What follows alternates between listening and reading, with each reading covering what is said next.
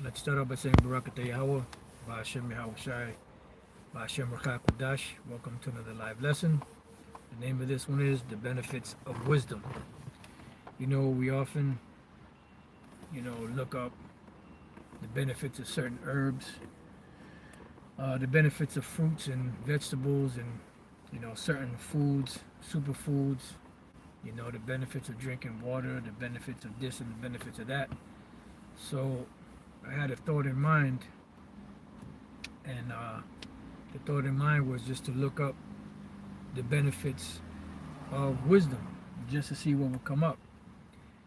And I came across a site, and the site said, 4 benefits of wisdom, which is more, but I just using this as a template, for the lesson. So the 4 benefits of wisdom would be good judgment, strong character, it brings honor, grows influence. And I read a little bit of the good judgment. Number 1, good judgment. A leader who has wisdom can better handle the challenges that arise from leading.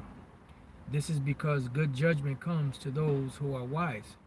Wisdom, like good judgment, comes with experience. Will Rogers said, good judgment comes from experience, and a lot of that comes from bad judgment. The important thing is to grow and learn from your experiences. When you have good judgment, you will always be solving problems, seeing better results, and moving forward. And that's true, And I always say that, like the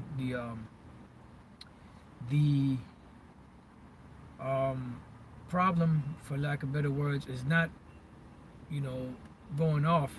The problem is not learning or not making mistakes. The problem is not learning from your mistakes, because mistakes bring forth experience, and experience brings forth wisdom.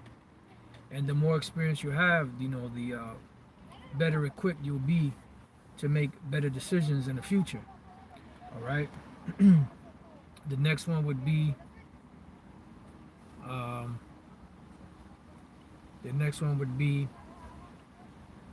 strong character. It says, I believe having strong character should be the foundation of a leader's life.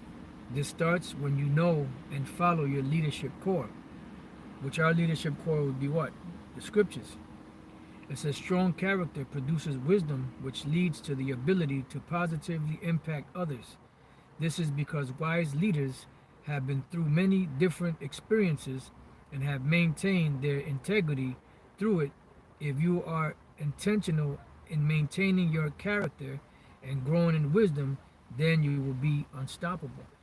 So the benefits of wisdom spiritually are like the benefits of roots and herbs and fruits and vegetables and certain other foods physically. So number 3, it brings honor. The scriptures say before honor comes humility, and that is one way to gain honor, is to first be brought low to be brought high. It brings honor. Wisdom brings honor within your personal and professional life. Over time, this honor will lead to your lasting legacy. H.L. Mencken said, honor is simply the morality of superior men. That's bad. When you grow in wisdom, then your honor among others starts to rise. This is because your life is an example of someone worth following. Let me see. There's a precept in the Apocrypha. Let's see. Just bear with me 1 second.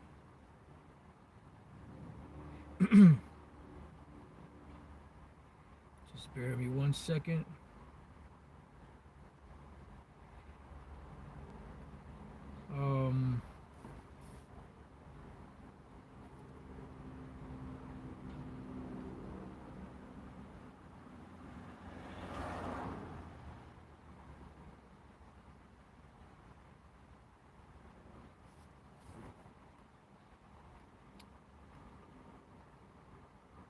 Right. Ecclesiasticus 11:1. Wisdom lifteth up the head of him that is of low degree, and maketh them to sit among great men.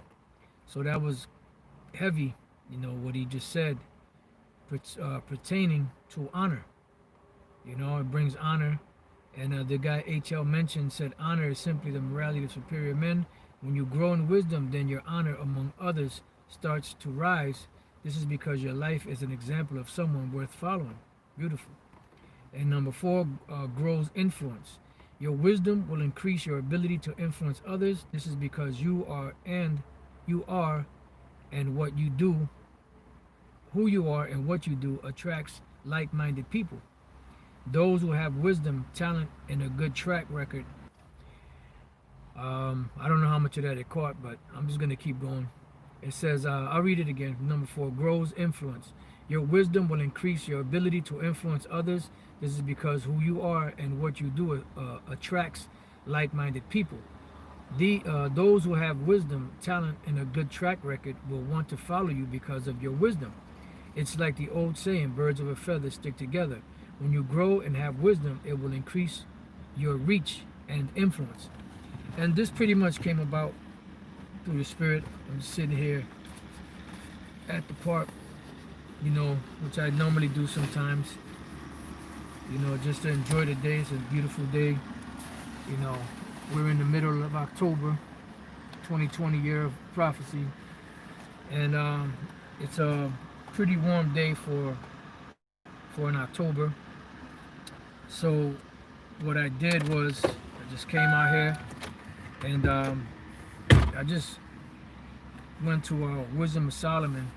Something led me to it, the 10th chapter, and I just started reading. So we're going to read there, and we're going to show you the benefits of wisdom, the taking heed of wisdom, those that don't take heed to wisdom, and things of that nature. So let's go to Wisdom of Solomon 10:1. It says, she, meaning wisdom, prepared the first formed man of the world that was created alone and brought him out of his out of his fall, Salakia, and gave him power to rule all things, because the Lord gave Adam that power. But when the unrighteous went away from her in his anger, he perished also the fury wherewith he murdered his brother. So you have examples of wisdom, and you have examples of those that are not wise. It said, for whose cause the earth being drowned with the flood, wisdom again preserved it and directed the course of the righteous in a piece of wood of small value. Why? Because wisdom that directed Noah to build that ark, he was obedient. He took heed to the wisdom. He took heed to the calling. He applied it, did something about it, and the benefit of it was what? He was delivered, him and his family, from the flood that came upon all of the ungodly back then. It says, moreover, the nations in their wicked conspiracy, being confounded, she found out the righteous and preserved them blameless unto the Most High, and kept them strong against his tender compassion towards his son. It says, when the ungodly perished, she delivered the righteous man, dealing with Noah, who fled from, when the ungodly perished, this is dealing with Lot. She delivered the righteous man being Lot, who fled from the fire which fell down upon the 5 cities, of whose wickedness even to this day the wasteland that smoketh is a testimony, and plants bearing fruit that never come to ripeness, and a standing pillar of salt is a monument of an unbelieving soul. Why? Because she didn't take heed to wisdom. She didn't follow wisdom. She didn't follow instruction. Now verse 8, it says, for regarding not wisdom, they got not only this hurt, that they knew not the things which were good, but also left behind them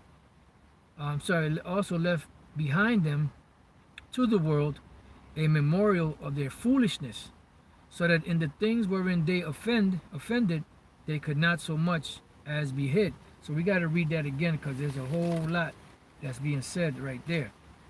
So it says, for regarding not wisdom, they got not only this hurt, because they didn't take heed to the instruction of wisdom.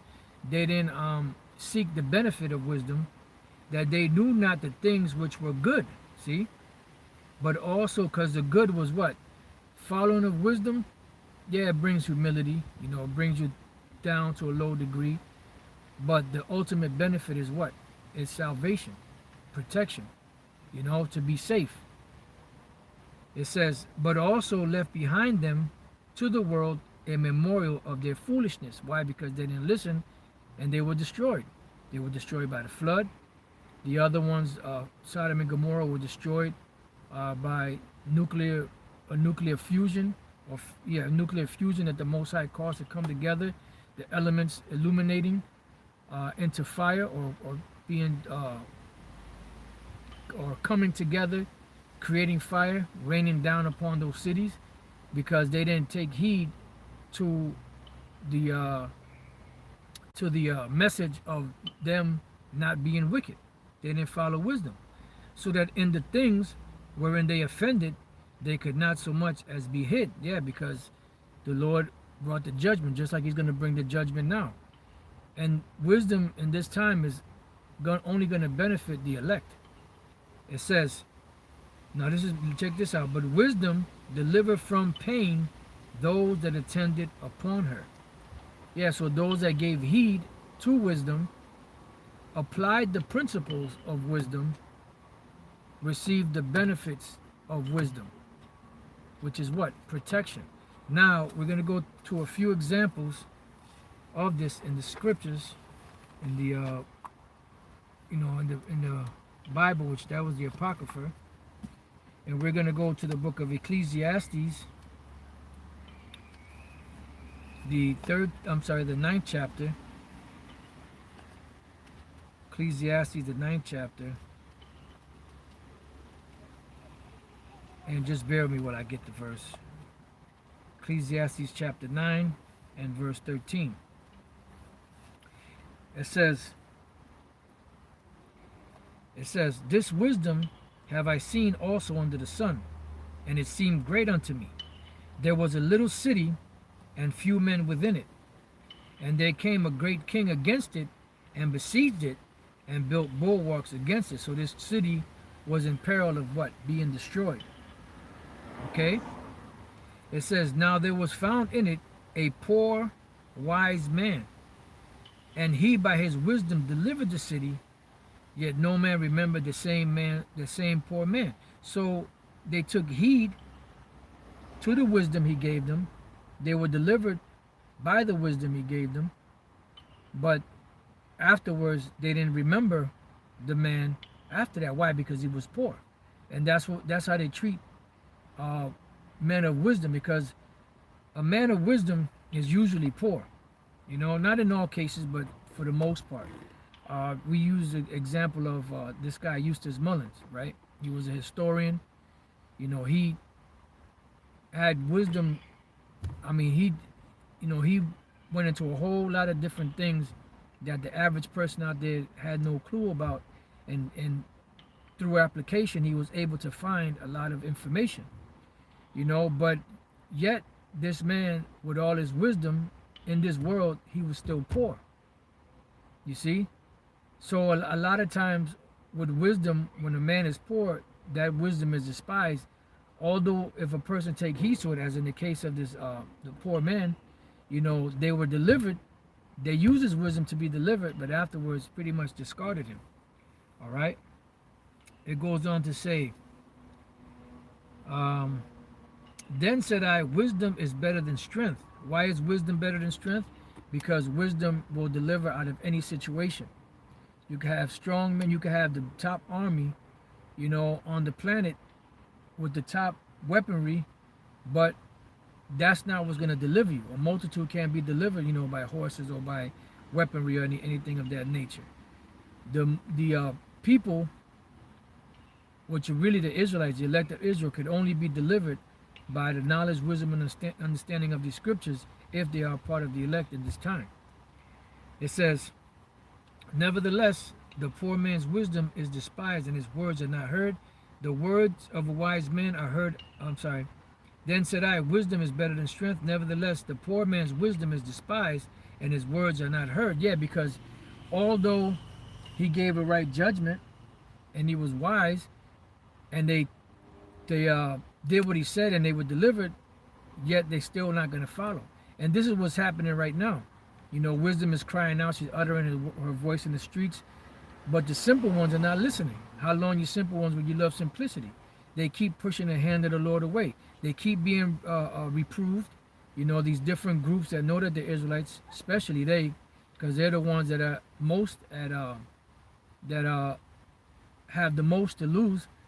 And they keep getting the rebuke, they keep getting the correction, the reproof, and they keep not listening.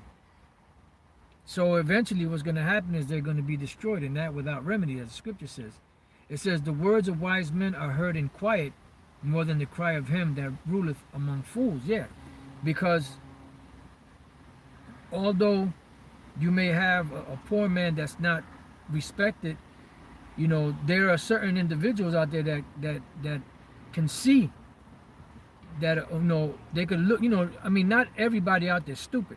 You have people out there, you have Jakes out there that are wise. Like, I'm going to give you an example. Even though he's the devil, polite, that dude was very astute. He's very intelligent. Because when we were out there and he came out there, Apostle Gabar was trying to make a point and bring out a scripture to make the point. And every time he get ready to speak, this truck horn kept blaring, and it was so loud that you couldn't hear it. You couldn't hear what the apostle was saying. And then I believe he said, you know what that is. He said, yeah, I see. He said it. Polite said it. He said, yeah, I see what's going on. I see what's happening. So he picked up on that. So you will have people out there that even though they won't take heed, they listen, and they can perceive, a man that's wise, but because, we're not in the limelight and we're not viewed in this world as anybody's, they won't really take heed to it. So that's pretty much what it's saying, that then said I, verse 17, the words of wise men are heard in quiet more than the cry of him that ruleth among fools. Because if you're a fool, everybody will love you. Everybody will listen to you. But a wise man, a real wise man, they're not going to listen to.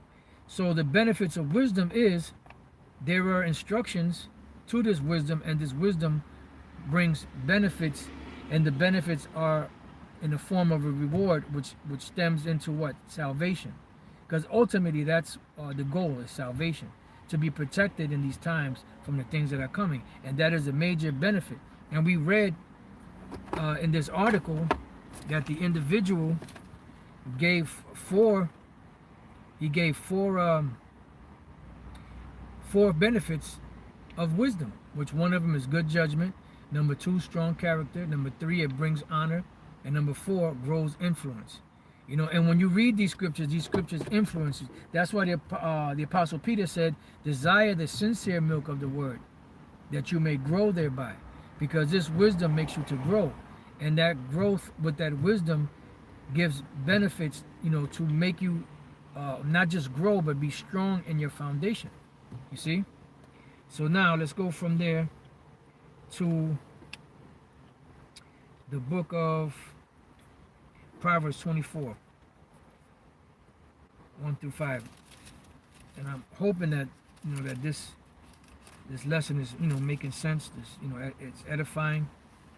Proverbs 24:1.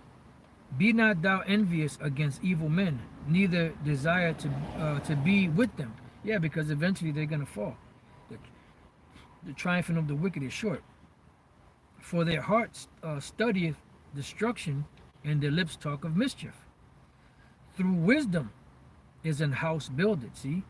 So the wisdom, if you have the proper wisdom and you're building a house, the house is going to be sure. Why? Because it's going to be built upon the right foundation, which is YAHAWAH'S, which is that rock.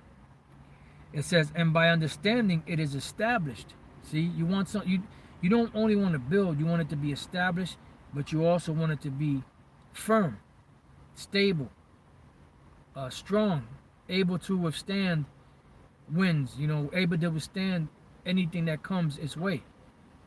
It says, and by knowledge shall the chambers be filled with all precious and pleasant riches.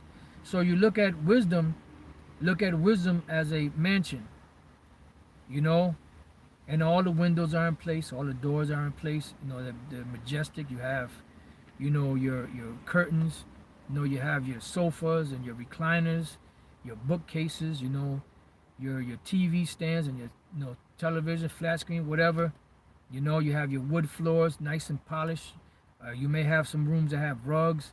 You have your kitchen, your oven, your stove, your sink. Everything is in place. So look at it like a mansion, that's furnished. And knowledge and wisdom and understanding does that. We being the body, we make up that temple, and the words in this book, they're the furniture, and that's why you have certain brothers that are stronger than others in certain areas of the scriptures, but that's all the furniture within the house. So the whole house put together is like a beautiful furnished mansion, for lack of better words, like a gigantic house with all the furnishings and all the trimmings. The paint, nothing is out of place. You have the pictures all in the right place. You have books in the bookshelf. There's no dust, on the bookshelves, on the dressers, on the TV, So it says, verse 5, a wise man is strong, yea, a man of knowledge increases strength. Yeah, because the best form of strength is wisdom. Because you could have a king that has a strong army, but he could be rash. He could be uncouth. He could be just somebody that's not that is not wise. And then you could have a king that may not have the strongest army and the strongest military or the strongest weaponry, but he's very wise, and he's able with that wisdom to deliver his city, from the hands of the enemy. And that's what this wisdom is. This is what the benefit of wisdom is. That's what the scriptures say. And knowledge and wisdom shall be the stability of thy times and strength of salvation. All right, now let's go from there to the Apocrypha, Ecclesiasticus, the book of Ecclesiasticus, chapter 10 and verse 1. It says, a wise judge will instruct his people. See? And the government of a prudent man is well ordered. And that's the point. So if you have, that's why it says, I know it's in Ecclesiastes, I think it's a 10th chapter. Just bear with me one second.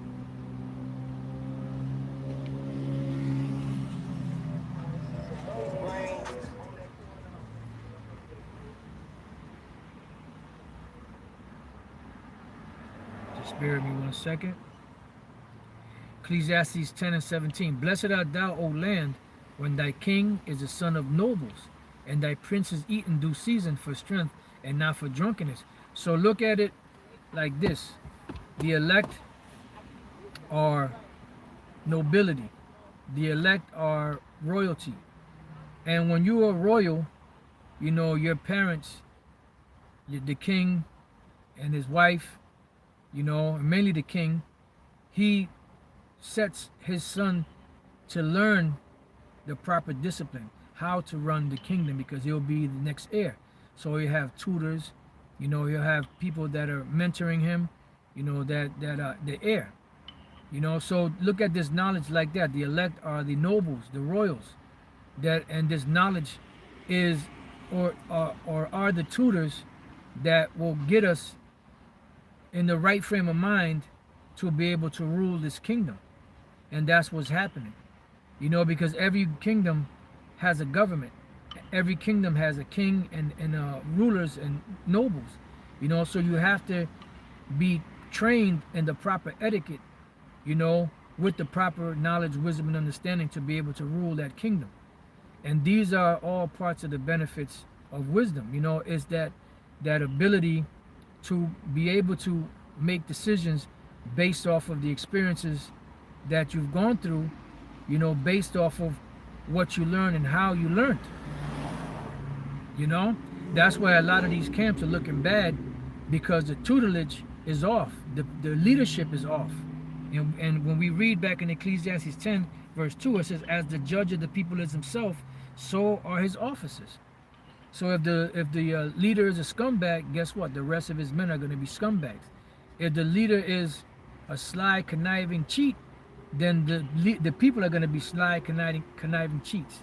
If the leader is an honorable man, a wise man, then the people that he leads are going to be honorable and wise. It says, and what manner of man the ruler of the city is, such are all they that dwell therein.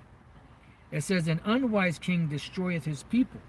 Why? Because they're not going to use the proper wisdom, to guide the people, because they don't have the proper wisdom. All right? It says, an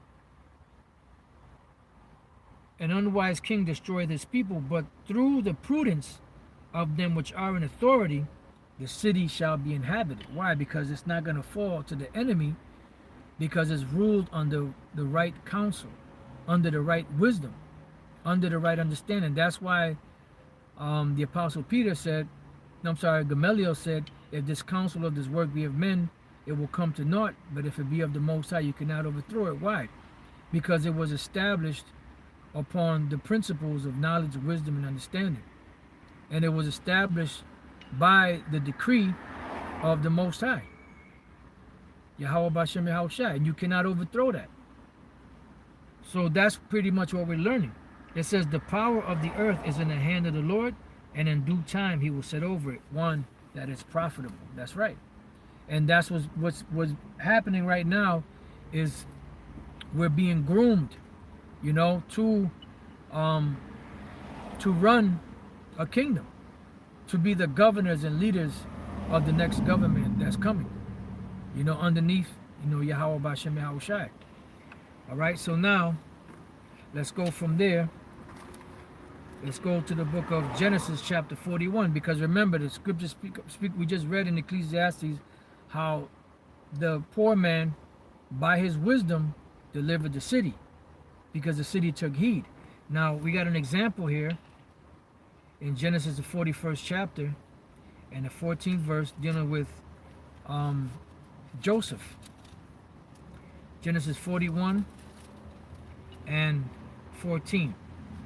It says, then Pharaoh sent and called Joseph, and they brought him hastily out of the dungeon, and he shaved himself and changed his raiment, and came in unto Pharaoh.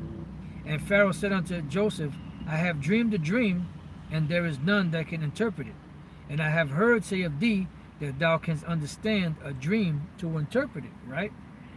So the king went on to tell him both of the dreams that he had, and the dreams that he had were both the same dream, which Joseph broke down to him was going to be the 7 years of plenty and the 7 years of famine. Excuse me. So what did the Pharaoh do? He didn't say, you know what, you don't know what the hell you're talking about, get the hell out of my courts.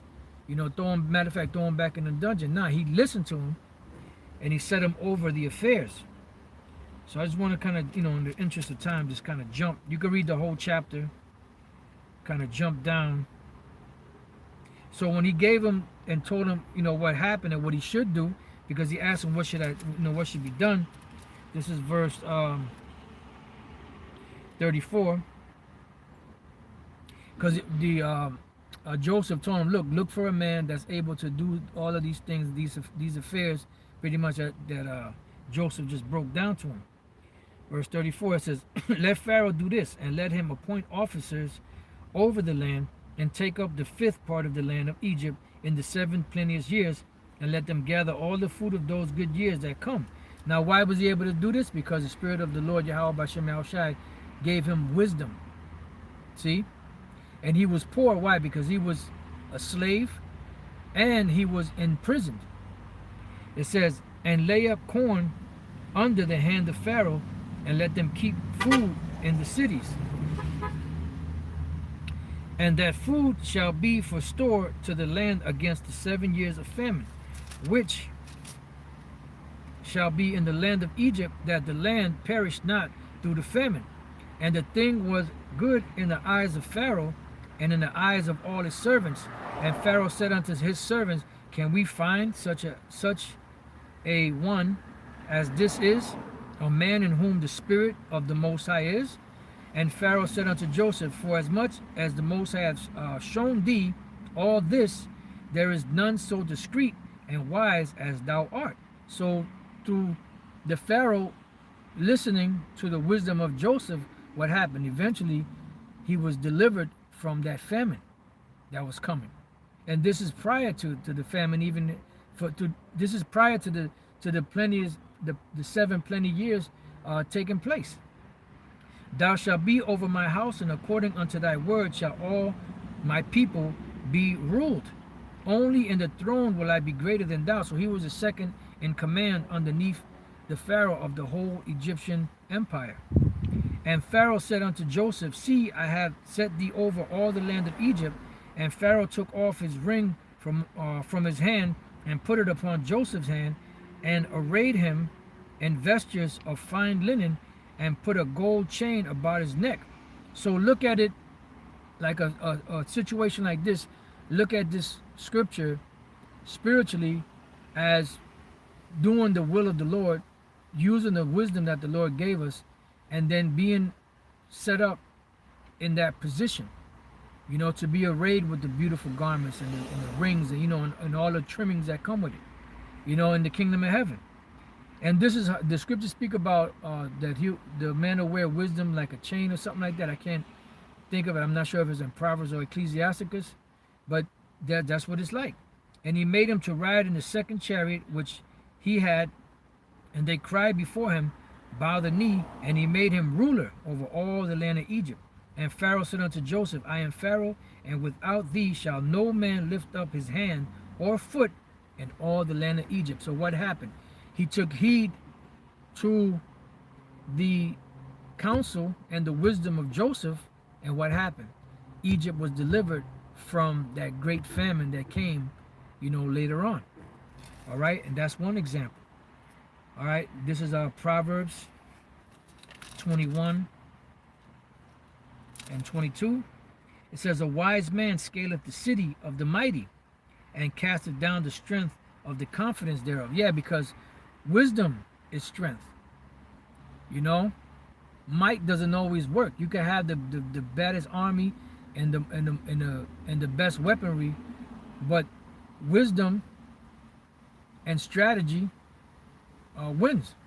You know, like there's a saying in boxing, styles make fights. You know, Ecclesiastes 7:19. Let's go to that. Ecclesiastes 7:19.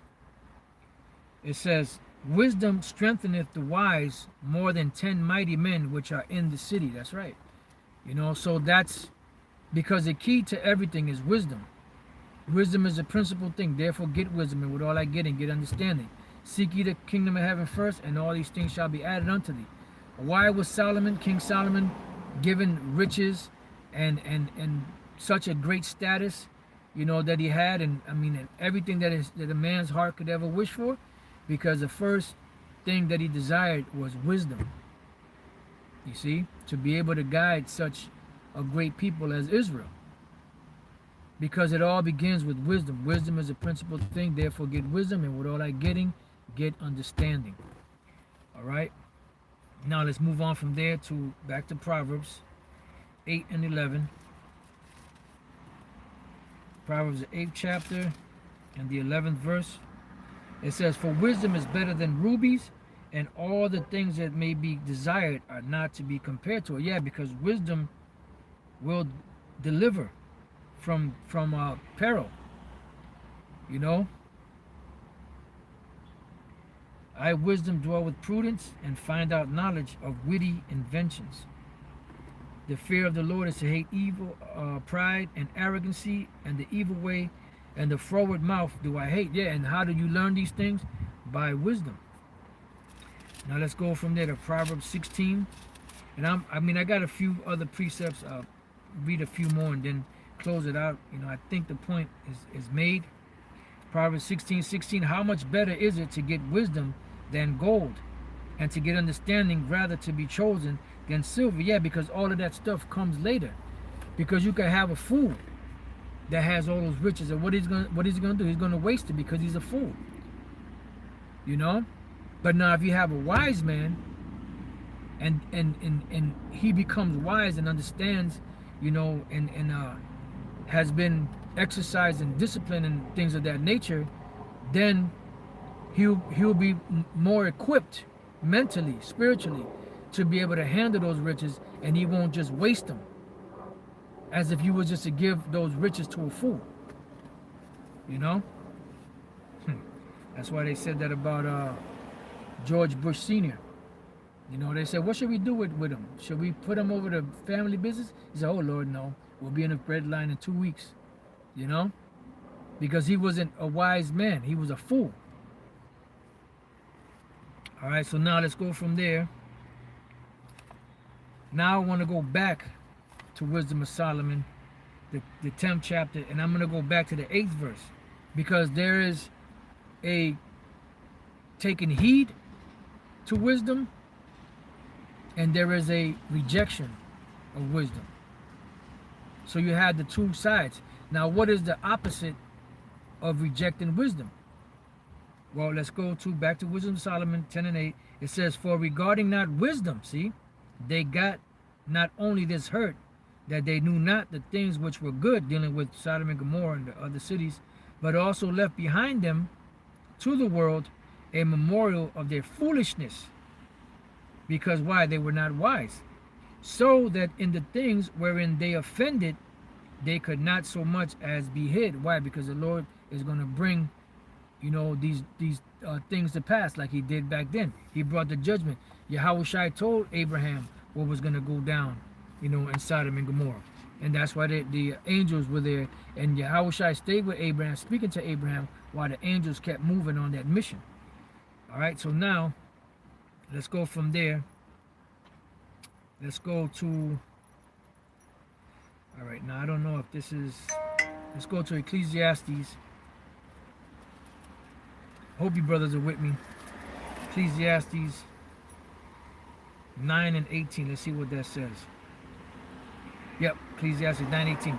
Wisdom is better than weapons of war, and that's true, because through wisdom you could win wars. It says, but this is the point here, but one sinner destroyeth much good. So you have one sinner that destroyeth much good. Now we have the incidents of who? Achan. Now Israel was getting jacked up. Why? Because Achan did not follow instructions. He didn't follow wisdom, and he took the Babylonian garment. I believe he took some silver, some gold, and some other stuff. And what happened? Israel started losing, and they were like trying to figure out why did this happen? So they had to cast lots. They had to cast lots, and the lot fell in the house of Judah, and then it went all the way down to the house of Achan, and they found out that it was Achan that did it. And guess what? He was destroyed. His family, I think everything that he had was burnt up or something along those lines. I can't remember the full details, but he destroyed his whole shit. And he destroyed the armies of Israel back then at that moment because of the bullshit that he did. You see? Now, let's go from there to the book of 2 Kings, the 17th chapter and the 21st verse. This is another individual that was not wise, that destroyed the people. All right, so this is 2 Kings 17 and 21. This is a simple-minded Ephraimite. It says, for he rent Israel from the house of David. The Most High rent Israel from the house of David. And they made Jeroboam the son of Nebat king, which Jeroboam was an Ephraimite. And Jeroboam drave Israel from following the Lord, and made them sin a great sin. For the children of Israel walked in all the sins of Jeroboam, which he did. They departed not from them, until the Lord removed Israel out of his sight, as he had said by all his servants the prophets. So was Israel carried away out of their own land to Assyria unto this day. So he caused the northern kingdom to be led away, to be destroyed. So the actions of one man setting up, which is already set up in the spirit, setting up images to worship the calf, the two golden calves, one in Bethel and the other one in Dan, I believe he put. You know, by that act, he destroyed the northern kingdom. So that's what we read in Ecclesiastes 9 and 18. Let me get that real quick again. Ecclesiastes 9 and 18. It says, wisdom is better than weapons of war, but one sinner destroyeth much good. That's right. Because they didn't take heed to wisdom. Now, I was going to go to this other one. Let me just proofread this real quick. I got one more precept, which that one really makes the point. But I just want to read this real quick. Just bear with me 1 second.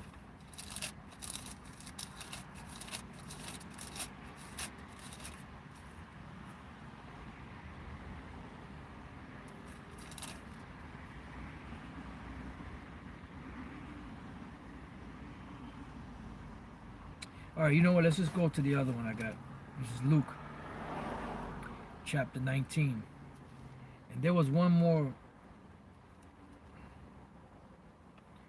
Let me see if I can find that one.